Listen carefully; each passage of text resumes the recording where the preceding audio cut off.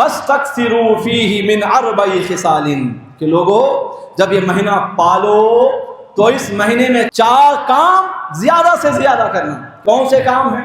تو آقا فرما رہے ہیں خصلتین ترضون بہما ربکم، 2 باتیں تو ایسی ہیں، 2 کام تو ایسے ہیں جن کے ذریعے تم اپنے رب کو راضی کر سکتے ہو۔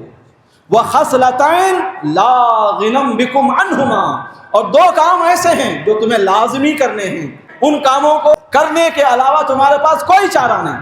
فَأَمَّا الْخَصْلَتَانِ اللَّتَانِ تُرْضُونَ بِهِمَا رَبَّكُمْ، وہ 2 کام جس کے ذریعے سے تم اپنے رب کو راضی کر سکتے ہو، فَشَهَادَةُ أَن لَا إِلَهَ إِلَّا اللَّهُ وَتَسْتَغْفِرُونَهُ، ان میں سے پہلا کام یہ ہے کہ اس مہینے میں تم کلمہ شہادت پڑھنے کی، اپنے ایمان و اسلام کے اقرار و اعلان کی کثرت کرو، اٹھے بیٹھے کہتے رہو کہ اشہد ان لا الہ الا اللہ واشہد ان محمد رسول اللہ وتستغفرونہ۔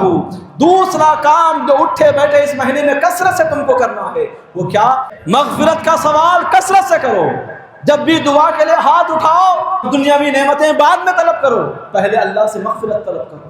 وَأَمَّا اللَّتَانِ لَا غِنَمْ بِكُمْ عَنْهُمَا، وہ 2 کام جن کے بغیر کوئی گزارا نہیں ہو سکتا، وہ کام یہ ہیں کہ تسألون اللہ الجنۃ وتعوذون بہ من النار، کہ تم اللہ سے جنت کا سوال کرو اور اللہ سے جہنم سے پناہ مانگو۔ یہ 2 کام ایسے ہیں جن کے بغیر گزارا ہو ہی نہیں سکتا، جنت کا مل جانا اور جہنم سے آزاد ہو جانا، اس کے سوائے ایک مومن کے لیے اعلیٰ درجے کی کامیابی ہو ہی نہیں سکتی۔ لہٰذا یہ 2 سوال بھی اللہ سے اس مبارک مہینے میں کثرت سے کیا کرو۔